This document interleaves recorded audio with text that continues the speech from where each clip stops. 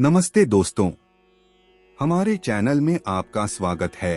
इस एपिसोड में आज हम जानेंगे वीर हनुमान के पत्नियों एवं पुत्र के बारे में। तो चलिए शुरू करते हैं। हिंदू धर्मशास्त्रों में पवनसुत हनुमान को राम भक्त के रूप में जाना और पूजा जाता है। ऐसी मान्यता है कि हनुमान जी जीवन भर ब्रह्मचर्य धर्म का पालन करते हुए प्रभु श्री राम की सेवा करते रहे। लेकिन कई ग्रंथों एवं पौराणिक कथाओं में इस बात का उल्लेख मिलता है कि हनुमान जी ने 3 विवाह किए थे। ऐसे में फिर कैसे हनुमान जी ब्रह्मचारी कहलाए, आइए जानते हैं इस बारे में। विवाहित बजरंगबली की पुष्टि आंध्र प्रदेश के उस मंदिर से भी होती है जहां भगवान हनुमान की उनकी पत्नी सुरवचला के साथ एक मंदिर है। यह एकमात्र ऐसा मंदिर है जो बजरंगबली के विवाह का प्रतीक भी माना जाता है। कहा जाता है कि इस मंदिर की इतनी मान्यता है कि कई जोड़े अपने वैवाहिक जीवन के सुखमय होने की कामना लिए यहाँ दर्शन को आते हैं। स्थानीय लोग ज्येष्ठ शुद्ध दशमी को हनुमान जी के विवाह को सेलिब्रेट करते हैं। हालांकि उत्तर भारत में रहने वाले लोगों के लिए यह किसी आश्चर्य से कम नहीं है, क्योंकि हनुमान जी को बाल ब्रह्मचारी माना जाता है। आखिर कौन थी देवी सुवर्चला, आइए जानते हैं। देवी सुवर्चला भगवान हनुमान की पहली पत्नी थी और भगवान सूर्य की पुत्री थी। पराशर संहिता में भगवान सूर्य की पुत्री सुरवचला और हनुमान जी के विवाह का प्रसंग मिलता है। रुद्रावतार भगवान हनुमान ने सूर्य देवता को अपना गुरु बनाया था और उन्होंने सूर्य देव से 9 विद्याओं में पारंगत होने का निश्चय किया था। सूर्य देव चाहते थे कि वो हनुमान को 9 विद्याओं का ज्ञान दें। इनमें से 5 विद्याएं तो हनुमान जी ने सीख ली थीं।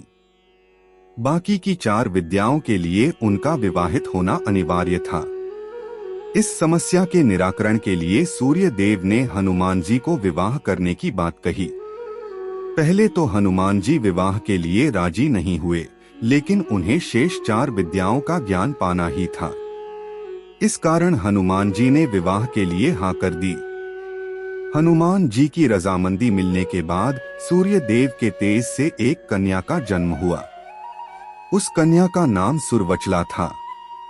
सूर्य देव ने हनुमान जी को सुवर्चला से शादी करने को कहा। उन्होंने यह भी बताया कि सुवर्चला से विवाह के बाद भी आप सदैव बाल ब्रह्मचारी ही रहोगे, क्योंकि विवाह के बाद सुवर्चला पुनः तपस्या में लीन हो जाएगी।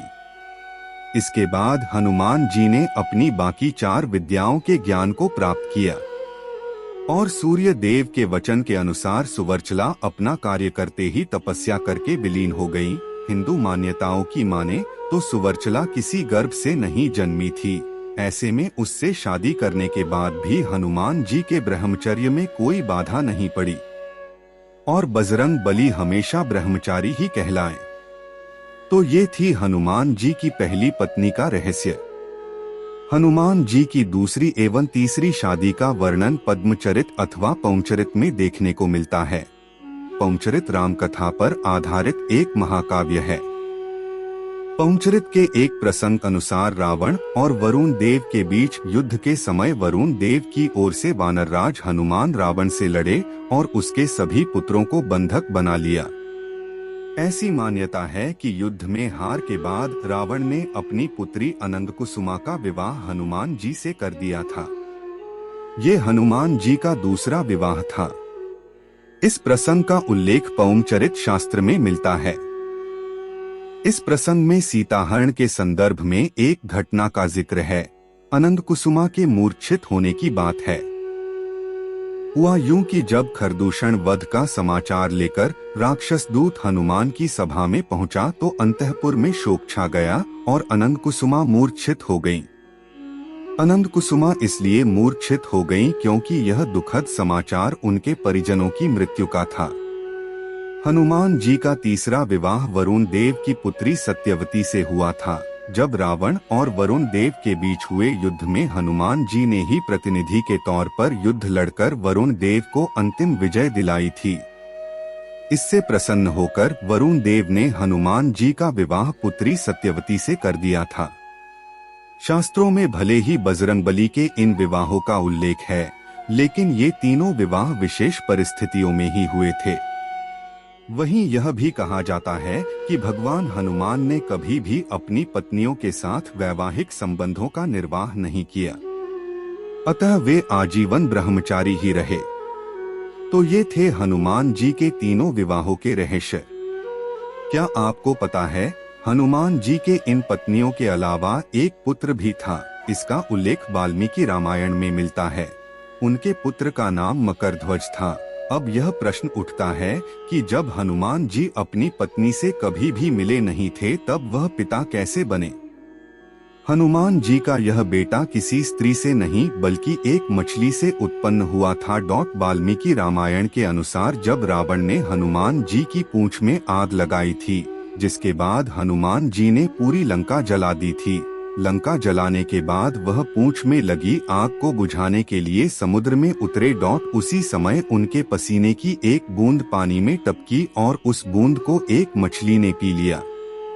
उसी पसीने की बूंद से वह मछली गर्भवती हो गई और उससे उसे एक पुत्र उत्पन्न हुआ, जिसका नाम पड़ा मकरध्वज। हनुमान और मकरध्वज की मुलाकात एक युद्ध के दौरान हुई। जब अहिरावण श्री राम और लक्ष्मण को देवी के समक्ष बलि चढ़ाने के लिए पाताल ले गए थे, तब उन्हें मुक्त कराने के लिए हनुमान पाताल लोक पहुँचे और वहां उनकी भेंट मकरध्वज से हुई।